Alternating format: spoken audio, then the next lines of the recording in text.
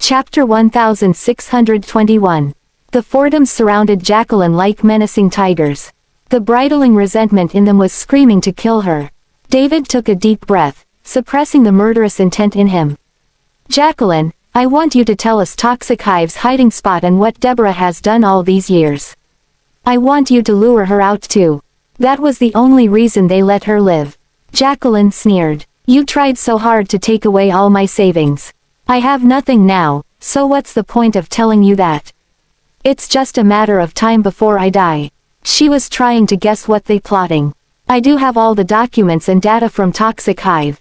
Unless you spare my life, I'll kill myself. A clever person would always fight for a way to survive during hardships. Like a seed on a cliff, she was determined to grow higher and higher no matter how bad the environment was. It was unfortunate that she stooped so low just for her benefit. She forsook morality and lost her conscience. She was inhumane, a mere monster driven by desire. Sean slapped her again. In your dreams. You've hurt so many people all these years and yet you're asking us to spare your life. Not a chance. It's best you come clean with us. Don't force us to take legal action on you. A streak of blood adorned the corner of her lips. Unlike before, she no longer whined at her brothers. That was an act to maintain her image, a necessary act to gain some benefit. Since whining would no longer put her in favor, she wouldn't do it again. A grin plastered on her face instead. She seemed calm. Can't believe you call yourselves righteous when all of you are bullying a woman. Do you even call yourselves a man? No wonder your family is dysfunctional. Sean's chest heaved up and down due to anger. Jacqueline Fordham, do you think that we won't hurt you? The biggest difference between humans and beasts was human nature, but not everyone had that. Jacqueline was one of them. At that moment, the door opened to reveal a man and a woman. The handsome man stood tall, but his expression was rigid. The woman next to him appeared delicate, but her expression expressed the same old numbness. Let me do it, Leia suggested. Jacqueline could be said to be a villainess, but Leia was as bad as she was. Jacqueline's expression changed when she saw Leia. Her first victims were here, and she knew how crazy Leia was. Back when the Fordham family members were the only ones who knew Avery's illness, Jacqueline drugged him without Leia's knowledge. Avery was the world to Leia. In addition to that, Jacqueline had lied to Leia, and that ruined Ethan's family. With all the resentment piled up, Leia would never let Jacqueline off the hook. Leia stood in front of the Fordham family, announcing seriously, Mr. David, she lied to me so that I would do all those bad things. I've realized my mistakes and would like to make up for them. You might take pity on her since you raised her, so why not hand her over to me? I'll gain the information you want from her. Chapter 1622. An eye for an eye, a tooth for a tooth. A ruthless person should be handled by another ruthless person. Jacqueline couldn't believe her ears when Leia requested to have her handed over. Even if the Fordhams resented her to the bones, they upheld morality. But Leia was different. She was the cruelest person among the researchers in Toxic Hive. To make things worse, Jacqueline had a record of harming Avery and lying to her. Leia would never let Jacqueline off the hook that easily. On top of that, Leia wouldn't show mercy when it came to the interrogation. Jacqueline was dead meat. No, Dad. Guys, don't hand me over to her for old time's sake. She's a monster. The Fordhams, who were hesitant at first, made up their mind when they noticed how much Leia feared Jacqueline.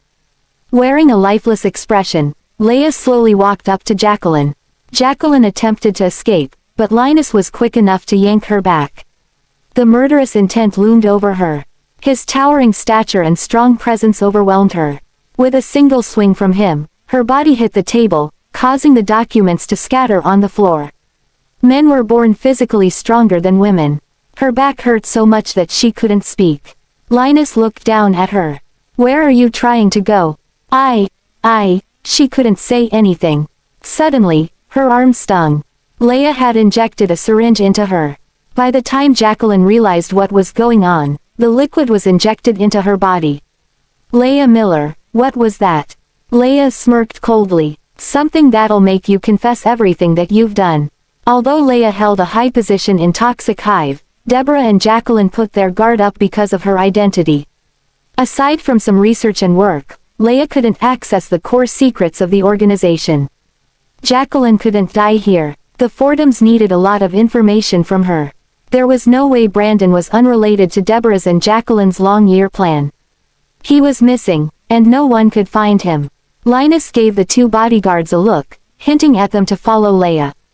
It would be easier to gain information from Jacqueline if they employed Toxic Hive's method. Jacqueline was taken away with her face covered. The Fordham family issue had also finally come to a temporary conclusion. The family members were the only ones left in the meeting room. David stretched out his arm toward Olivia, and she took his hand. "Dad, sorry for letting someone else take your place for so many years." She shook her head as she didn't mind it. David passed a stack of documents to her. "These shares were supposed to belong to Jacqueline. They include part of my and your brother's shares. I've drafted a share transfer agreement. When the agreement becomes effective, Fordham Group will belong to you." Jaw going slack, she waved her hands. "Dad, I've never thought of taking over the company. Plus, I don't know much about it either. Avery owns a lot of companies. He's in a bad state too. He needs rest. And you know Troy's condition. Sean has always disliked this kind of thing. This is not only to make up for you, but it's also rightfully yours. You're my daughter." Then, David glanced at Ethan. "My daughter doesn't have to walk on eggshells for anyone. From now onward, you'll be the heir of Fordham Group. You can do whatever you want. No one can bully you." Chapter 1623. Olivia's sole wish was to reunite with her real family, nothing more. She didn't expect David to prepare such a huge gift. She had come so close to death several times in life until this day came, the day she found her real family. Money and assets didn't appear to be that important compared to family. Avery stroked her head. "Don't see it as a burden. We weren't by your side during your hardest time. We weren't part of your life journey." Sean hugged her too. "It won't be that way anymore. You have us now, your family." That was the word she wanted to hear the most, family. Olivia hugged them back and couldn't fight back her tears anymore. She had grown stronger, but she couldn't seem to control her emotions these days. Things were not as bad as they seemed. Quietly, Linus watched the family reunion. He was genuinely happy for Olivia. Although she had reunited with the Heath family back in Aldenvine, Linus could tell that she held a regret that couldn't seem to go away. Now, it seemed like the regret wouldn't weigh her down as much as before. David's decision to cut ties with the Fordham family was out of everyone's expectations. Although things, including Linus' arrival, were going according to his plan, he didn't expect his wife to be dragged into this. David used every connection of his to look for her. However, Brandon had been using a fake identity the entire time and had left no trace behind. So, there was no clue to lead them to him. Their only hope was Jacqueline. How much did she know? She was locked up in an abandoned mansion. The Fordhams still had to clean up Henley's mess, so Olivia left the company first. In the car, she was unusually quiet. After officially reuniting with her family, her emotions returned to tranquility. There was even a tinge of sorrow. Someone held her hand. "Something on your mind?" asked Ethan with Willow on his lap. Olivia watched the fleeting scenery outside the window, muttering, "In the past, I thought that my life would be complete as long as I could survive. When I survived and met the Heath family, I wanted more. I wanted to find my real family. And I've found them. They treat me well, but I don't feel as happy as I should be." "Are you afraid?" Ethan was the person who knew her the most. She nodded. "I thought rainbows would come after the rain and I could reach the top of the mountain as long as I put in effort. But there are higher mountains after this one. The future is becoming unsettling to me." Ethan pulled her into his arms. "It is scary that we don't know a thing about the future, but that's the same reason to be hopeful. It's those mountains that force us to move forward and become stronger. By the time you look back at the past, you'll realize that you've surmounted them. Don't be afraid, live. You won't be alone in the future anymore. You have me, the kids, and your family by your side." Olivia interlaced her fingers with his and hummed in response. Willow placed her hand on theirs. Her determined eyes were assuring Olivia that she would be by her side too. Olivia, who was at a loss in the face of the future, grew confident as she looked at them. "I'll find Mom," she swore. "Don't worry, Brandon loves her to the bones. She's safe for now. We still have time," Ethan assured. "Before this, I have to settle the score with Jacqueline." Chapter 1624. Dark clouds layered even before the night dawned. It was going to rain soon. Olivia rushed to the mansion in the suburbs. Before she arrived, she could already see men guarding the area. Other than men from the Fordham family, some bodyguards worked for the Miller and Heath families. It was Jacqueline's honor. Men from 3 families watched the vicinity. Not even a rat could sneak into the building. Kelvin opened the car door. Ethan got out of the car with Willow in his arms. She was an independent child, but he was used to carrying her around. Mr. Miller, Mrs. Miller, Miss Willow. It warmed Kelvin's heart to see them together. Everyone knew what kind of hardships they had gone through to come this far. Finally, there was a rainbow after the rain. "How's Jacqueline doing?" "Miss Leia is inside. She doesn't allow us to enter," but Kelvin paused momentarily. "I don't think Jacqueline's doing fine. We can hear her screaming from the outside. Miss Leia is one cruel woman." Olivia had experienced Leia's mercilessness firsthand. If Leia interrogated Jacqueline using the same method she used on Olivia, would Jacqueline be able to handle it? Olivia wondered how Jacqueline would feel. She looked at Willow. "Willow, I still have something to do. Could you wait for me with your father here?" Willow was born different, but she was a child to Olivia regardless. Olivia couldn't bring herself to let Willow come anywhere close to the dark side of the world. Shaking her head, Willow freed herself from Ethan to gesture a response. "Jacqueline has been cursed with a spell." Willow had reminded Olivia about it before. Olivia didn't know spells that well, but Willow did. "We'll keep you company," Ethan assured. "Okay, take care of her. Don't let her see anything too gory." "Got it." Ethan held Willow's hand. "Let's keep your mother company."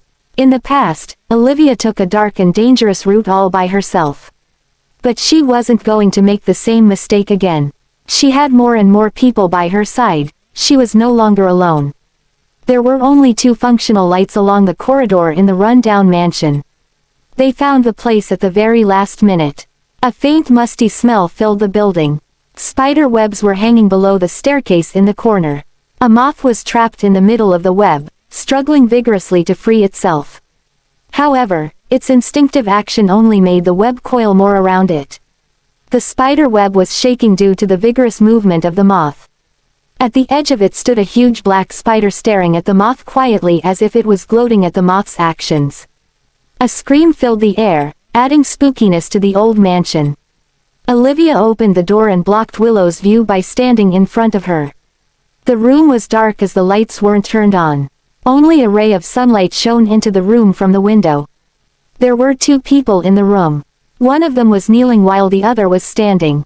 The person standing was Leia. Olivia could only see her back, not her expression. Jacqueline was on her knees. Red liquid painted the floor beneath her. The room reeked of the smell of blood. Iron chains fettered her limbs.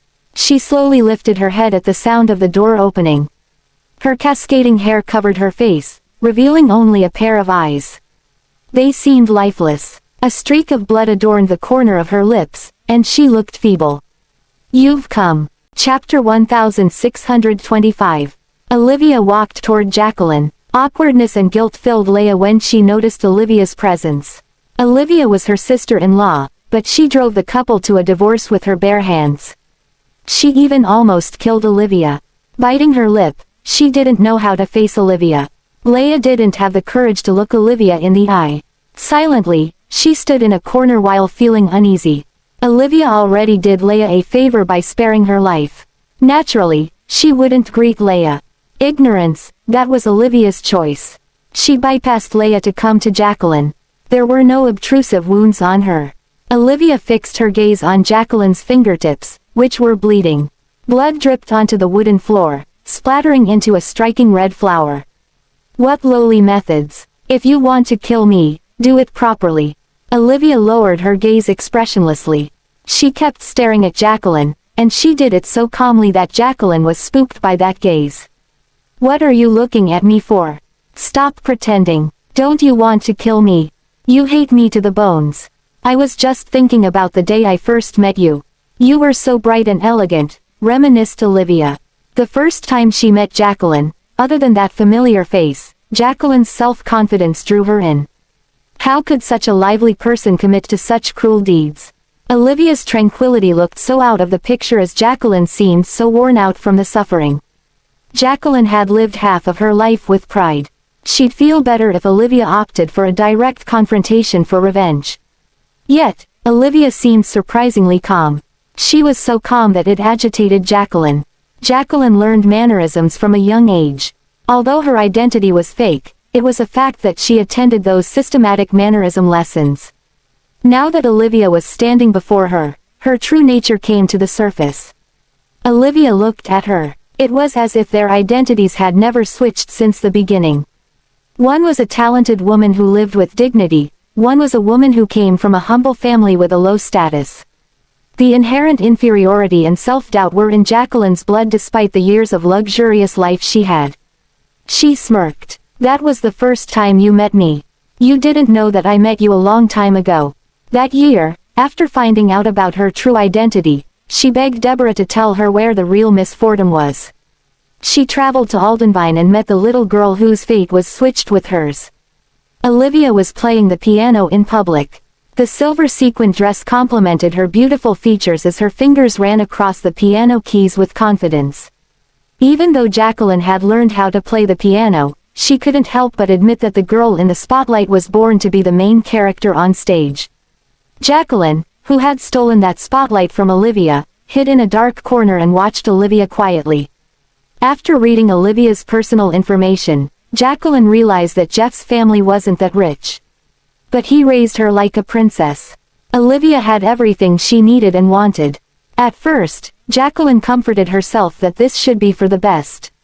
The fact that Olivia didn't suffer gave solace to her guilt. However, she frequented Aldenvine as though magic was cast on her. Olivia won a lot of awards. As the biological daughter of the Fordham family, she was no different from her talented brothers. Olivia was so dazzling that she became an eyesore to Jacqueline. Jacqueline began to compare herself to Olivia. Those awards might seem hard-won to her, but Olivia could win them so easily. Life could be unfair sometimes. 1% of talent could beat 99% of effort. Jacqueline watched Olivia grow up and watched how she grew more and more like David. That was when the unforbidden notion sprouted in her: kill Olivia. Chapter 1626. Jacqueline licked her chapped lips. You know something? I felt sorry for you at first. I even had the urge to do something to make up for it. But I realized that you were living a good life in Aldenvine. Smart and pretty, you inherited the genes from the Fordham family perfectly. You made me seem like a fool. I felt angry and secretly compared myself to you. I wanted to win you in everything, but you were beyond my reach. Even if it was just hobbies, you became the top in the field so easily. My effort seemed to be nothing in comparison. Your father and the people around you loved you. You skipped grades and made a breakthrough. People called you the talented doctor. There was also a man like Ethan who loved you. Even though our identities were switched, luck was always on your side. You have the best in everything in life. Olivia gave her an indifferent gaze, finding that hilarious. So you think that I should apologize to you? That gaze again. Olivia Fordham, do you know that I hate this gaze of yours the most? It's absolutely infuriating that you can maintain that superior attitude no matter what happens. Do you know how difficult it was for me to live with your family?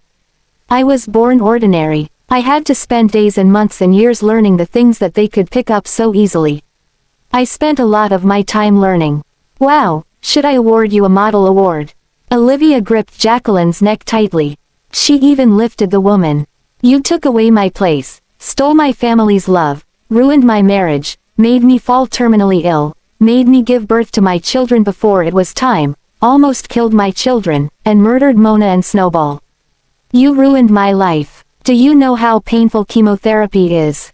Do you know how much I suffered from gastric pain and hemorrhage? Do you know the torture I felt when I almost chose to abort my child just to survive? Your greed turned everything into a mess and drove me to throes of excruciating pain. And you're trying to act pitiful after all that. How shameless. Olivia's pent-up emotions exploded as she glared at Jacqueline. She continued, "Why did you have such an evil heart at such a young age? Mona was killed by the mercenaries you hired. She died trying to protect me. Do you know how she was at that time? She wasn't even 23. She hadn't even dated or gotten married to the man she loved. She wasn't even a mother. Her life was just about to start. But you ended her life so soon. Everything in me is screaming to skin you alive, Jacqueline Fordham. These grudges suffocate me so much that I can't get a good night's sleep. I've been waiting for this day to come for so long." Olivia's fingers slowly tightened around Jacqueline's neck, depriving her of oxygen. Right then, Ethan reminded her, "Don't fall for her trap, Liv. There are many ways to torture her, but killing her isn't one of them. Killing her would be doing her a favor." His voice pulled Olivia back from the storm of resentment. She released Jacqueline, causing her body to slam onto the floor. Jacqueline glared at Ethan as if blaming him for ruining her plan. "You're just a pitiful dog, Ethan Miller. Do you think she'll forgive you after what you did? I'm telling you, in your dreams. Many people died because of the two of you. There's no way things can return to how they used to be." Ethan kicked her in the chest, sending her flying and slamming against the wall. Chapter 1627. Ethan might be an indifferent man, but he was a gentleman who never hurt women. Judging from how he broke his principles and kicked Jacqueline, it seemed like his patience had reached rock bottom. He didn't hold himself back during the kick. Jacqueline's back slammed against the wall so hard that it made a heavy thud and was accompanied by the shrill sound of the iron chains. From the wall, she rolled on the ground and coughed blood. Putting up with the pain, she slowly raised her head. Her pale lips looked more appalling due to the blood over them. She smirked, the pain electrifying her body not bothering her. "Did I say something wrong? I know what you did. I know everything. Do you know what kind of people the Fordhams are? They're very protective of their family. Just with the things you've done alone, they'll never forgive you. Are you hoping for a remarriage? In your dreams, you were a fool not to believe your wife and letting yourself fooled by outsiders. This is the consequences ungrateful men like you should have." Olivia stood in front of Ethan. "Don't listen to her. She's just trying to make us mad." "I know. Ethan wasn't that stupid to kill Jacqueline with one kick." He looked at Leia. "Did she say anything?" She shook her head. "She's tight-lipped. She hadn't said anything yet for now." "Leave it to me. You guys may leave," Olivia instructed indifferently. Leia was reluctant, but Ethan gave her a look. "Let's go." Before leaving, he exchanged gazes with Willow. She was young, but she had a way to deal with spells. If Willow was with Olivia, Ethan wouldn't have much to worry about. The door closed, leaving only 3 of them in the room. Willow stood in a corner unobtrusively. No one paid attention to her. Jacqueline wiped the blood off the corner of her lips, grinning crazily. "Olivia Fordham, don't think that it's your win already. At the end of the day, it's just death. Those dead people can never come back to life. Nothing can be done to revoke the damage done. I killed so many people all by myself. It's my win, you fool. But I won't let you die." Olivia approached her. "Don't wanna say it. Fine, I might as well spend more time with you. I'll find out where my mom is. No matter what happens, your fate is sealed." Olivia suddenly took out a syringe. Jacqueline's eyes widened in fear. "What is that?" "Something nice. You fed me cancerous drug that year, didn't you? I did some innovations on it. Your drug needs a year or more to be effective, but mine doesn't." Olivia pushed the syringe, and a drop of liquid spilled out of the tip of it. She added calmly, "There's a huge amount of carcinogens in it. It'll take only 7 days to activate the cancerous cells in you." There were cancerous cells in the human body. They just needed something to activate them. It could happen because of bad habits or the rapid growth of a sudden mutation in the body. Jacqueline knew that Olivia was going to torture her, but not this way. "I won't tell you anything, Olivia Fordham. It doesn't matter anymore. I just want to torture you and make you feel sick all day. Have a taste of your own medicine, Jacqueline." As Olivia came closer to her, Jacqueline subconsciously retreated backward. Stay away from me. Chapter 1628. Olivia looked at Jacqueline with a disdainful smile. Scared? I thought you didn't feel fear. I won't kill you, Jacqueline Fordham. I'll make you watch your hard-won prizes vanish from your sight. You should know how it feels like to be at your wit's end. You can't do this to me, Olivia. This is torture. This is against humanity. Humanity. Why should I treat you like a human? Olivia yanked Jacqueline over by the wrist. Jacqueline couldn't break free due to the chains, and she was barely breathing from Leia's torture before Olivia's arrival. All she could do was to watch Olivia inject the cold liquid into her arm. The syringe soon emptied. I wanted to kill you even before I found out that you were my enemy. Olivia flung away Jacqueline's arm. Olivia pinched Jacqueline's chin. I know you're smart. Family is not the thing you care about the most. Love is not it either. It's an abundance of wealth and power. You worked so hard just to escape from poverty, that poor place you were born in. It surely wasn't easy to afford all those expensive clothes, was it? Well, I'll strip them off you one by one. Let's start with your face. Olivia's fingers traced along Jacqueline's cheek. Have you forgotten what your face looked like? You've used my face for so long. It's all right, I'll help you remember. You don't know what I looked like in the past. Jacqueline barked. Oh really? Olivia took her phone out. Let me show you something interesting. They were photos of the young Jacqueline. However, the last few photos were that of the face of a stranger. At first glance, those were Jacqueline's biological parents from the mountains. There were photos of her two younger brothers and elder sister too. Jacqueline recognized them at a single glance. They live in a rural area. How did you find them? She was dubious. There are no secrets in this world. You're so cruel, Jacqueline. You could have let them live a good life, but you didn't. Your younger brothers have never seen the world outside those mountains. They're so poor that they can't find themselves a wife. Jacqueline scowled. You want me to feed them? No way. Those two old fogies almost strangled me to death because I was born a girl. Since they wanted a son that much, I wanted to see how my brothers could make a footing in society. I'm not as generous as you are.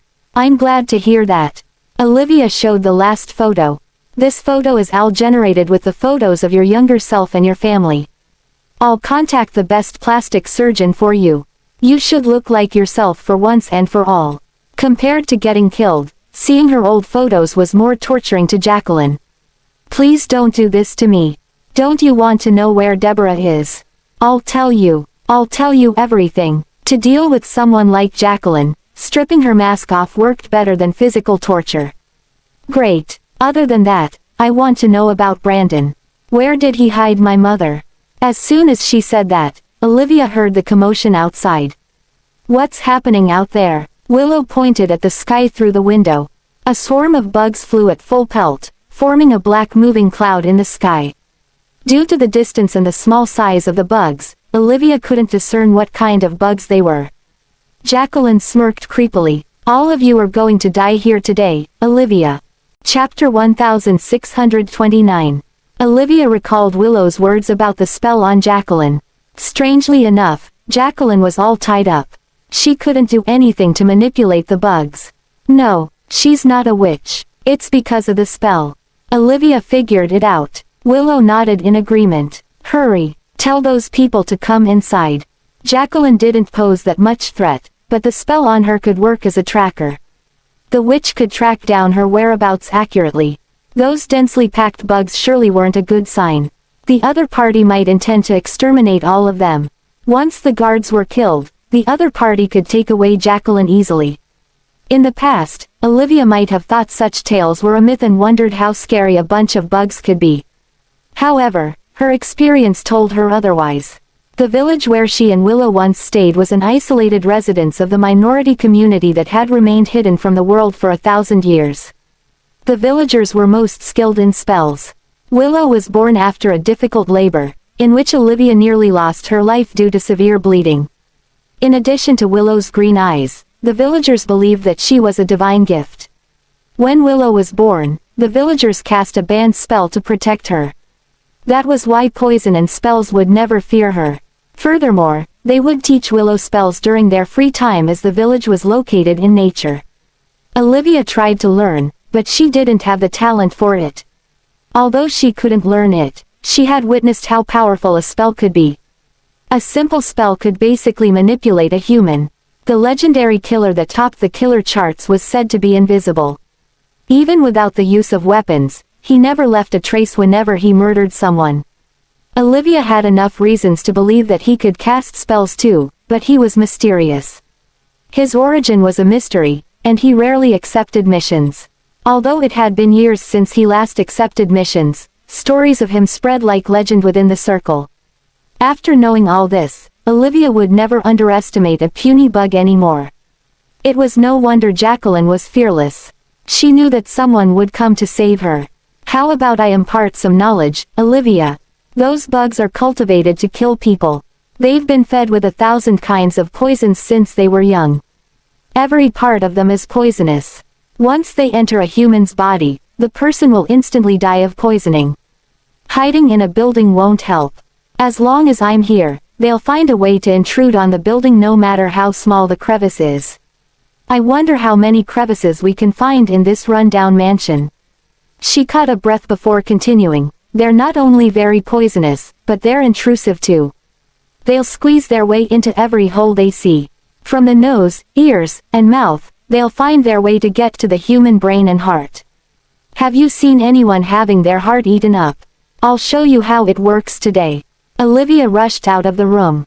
Willow could cast spells, but she didn't bring any cursed items along with her.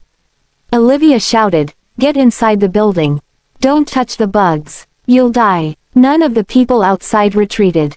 Ethan had realized the problem earlier on. His back remained straight despite the urgency of the situation. "Ethan, do you hear me? Those are trained cursed bugs. Just one of them is enough to kill you. Tell your men to retreat," she urged. He flashed her a gentle smile instead. "My men don't have that option, Liv." At the same time, a line of people saluted professionally. "We're ready, sir." Olivia noticed that many of them were geared with flamethrowers. With a single order from Ethan, the flamethrowers projected streams of flame into the air, reaching those bugs in the air. Those bugs were burned and fell onto the ground. Olivia pointed at the ground of toasted bugs. "I think, your trump card is gone." Chapter 1630. Things became awkward. Now, Jacqueline felt as humiliated as she felt confident a while ago. Similar to Olivia, Deborah and Jacqueline had never gotten involved in the army, hence their fixed mindset to fight spells with spells. Little did they know, flamethrowers could put an end to those bugs. The whole process took less than a minute. It was so quick that Jacqueline was left dumbfounded. She had personally witnessed how powerful those bugs could be. Yet, it didn't take long and much to exterminate them. Jacqueline became agitated. "You're going to get it from me, Olivia." Olivia was unbothered. "Enough. Your reinforcements have been completely annihilated. You'd better be honest with me or I'll put you on the operating table." Feeling defeated, Jacqueline leaned against the wall. After contemplation, she slowly said, "Fine. There's not much I can tell you about Brandon. He's a mystery. He works with us simply to achieve his temporary objectives. It was kinda funny. Before he kidnapped Mom, I had always thought that he had the same objectives as us, to take over Fordham Group." Olivia growled, "Don't call her Mom. She treated you so well all these years. As long as you give us more clues, the higher chance there is for us to save her." Jacqueline added, "He's a genius doctor. He worked with Toxic Hive to invent antiviral drugs. They're effective but at the cost of serious side effects. People can grow dependent on them, so those drugs were banned. At the end of the day, it turned out that he was skillful in making poisons. His body is filled with all types of poison. Every time I meet him, I tend to avoid him as much as possible." "Okay, I've already told you everything that I know. If you want to capture Deborah, there's more reason for you to keep me alive. You need me to stay in touch with her and catch them all." "Are you serious about this? She's your adoptive mother." Olivia doubted. Jacqueline coldly said, "All I know is every human is selfish. She only sees me as a chess piece and nothing more. I think the same of her too.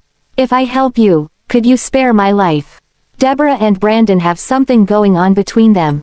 I bet she knows something that I don't. Olivia, I know I was ruthless toward you guys in the past. But put yourself in my shoes. I think you'd make the same decision I did. If I hadn't helped Deborah, I wouldn't have become a subject of her experiment.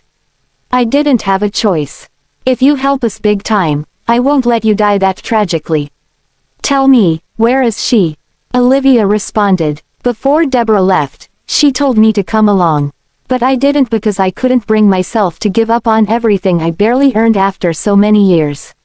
I cut contact with them one-sidedly, so I don't know their whereabouts for now. But I can contact the people around her. That's how we'll track her down. Noticing Olivia's hesitation, Jacqueline added, I'm not trying to trick you. I don't have a choice here. I want to live, and I know that you're a kind person. Please, I don't have anything anymore. Trust me just this one time. Fine, last question, who's the one practicing witchcraft? It's my friend. He's good at using spells. He gave me $1 billion on that all-or-nothing bet. I had a plan B. If I don't return in time, he'll come look for me. So, there'll be a second wave. Yes, but I don't think it'll be those bugs again.